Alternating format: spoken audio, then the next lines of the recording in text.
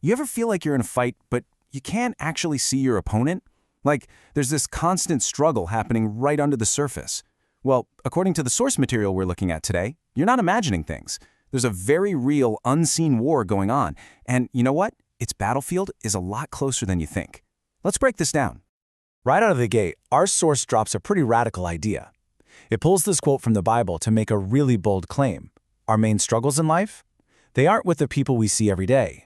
The real conflict, it suggests, is happening with unseen supernatural forces. So from this perspective, we are all active participants in a spiritual war.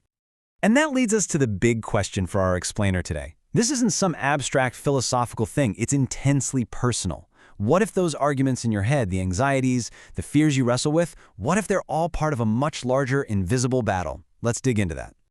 So to really get a handle on this, here's our roadmap. First up, we're going to define this unseen war. Then, we'll uncover the enemy's strategy. After that, we'll pinpoint exactly where the battlefield is, and we'll learn about something the source calls a stronghold. And finally, and this is the most important part, we'll look at the weapons we apparently have for this inner warfare. Okay, let's dive right into Section 1, the unseen war. The foundational idea here, the thing this whole concept is built on, is that we usually misidentify who or what we're actually fighting against.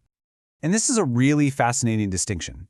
We think our problems are with our boss or a family member or that person we disagree with online, but the source argues that those are just our perceived opponents.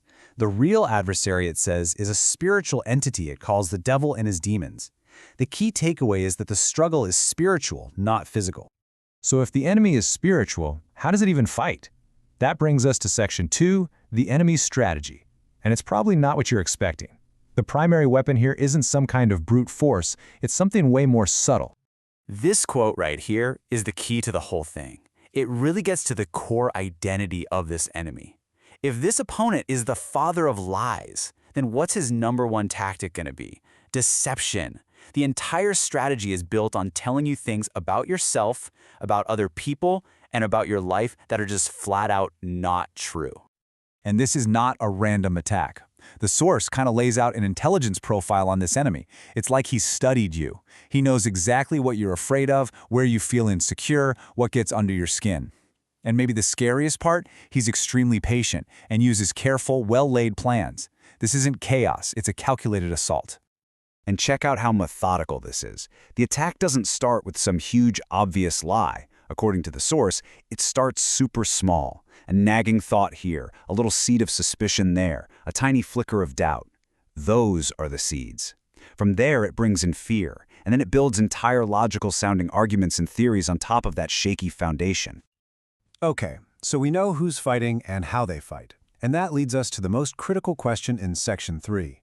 Where does all this go down? This is really the central reveal of this entire explainer. First, just a quick reminder of what we've established. The source is crystal clear. The real fight isn't against other people.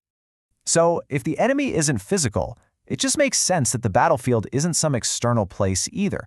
It's not a location you can point to on a map. And there it is. The battlefield is your mind. All those arguments, those theories, the reasonings, the doubts, the fears, that whole strategy of deception, it all plays out right between your ears. Your mind is the territory that's being fought over. So if the mind is the battlefield, what's the enemy trying to accomplish? What's the goal of this invasion? Well, that brings us to a really key concept in Section 4, the stronghold. The source gives us a very precise definition here. A stronghold isn't a physical castle. It's a mental one. It's a pattern of thinking that holds you captive, just like a prison. It's an area in your life where you feel totally stuck, like you can't change, all because of a lie you've started to believe is the truth. You can think of it like this. A passing thought, a little flicker of doubt or fear. That's one thing. That's like a single enemy soldier.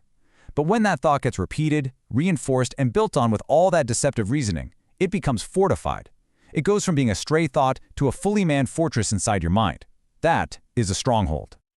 So let's just do a quick recap of what the source has laid out for us. We're in a spiritual war. Our enemy is named Satan. The battlefield is our mind. And on that battlefield, this enemy patiently uses deceit to build these mental prisons or strongholds. Now I know, that sounds pretty intense, maybe even a little bleak. But the source doesn't just leave us there.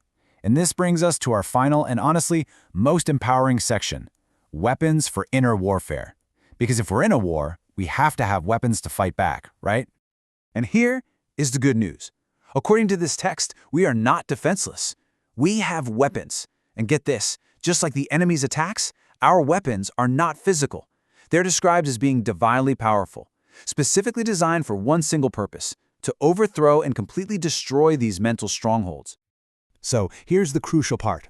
Our defense is a direct counter to the enemy's offense. Since the attack is built on lies, our defense is built on truth. The weapons we have are literally designed to take apart those deceptive arguments and theories, piece by piece. So what does victory look like in the end? It's not about having a totally empty, quiet mind. It's about actively taking control. The goal described here is to capture every single thought that goes against the truth and bring it into obedience. It's a proactive, moment-by-moment defense of your own mental territory. And that leaves us with one last, powerful question. Because this isn't just an interesting theory, it's a call to action. If you look at the battlefield of your own mind right now, what are the arguments, the fears, the nagging doubts that are running rampant? Based on what we've just explored, which thoughts are you going to choose to take captive today?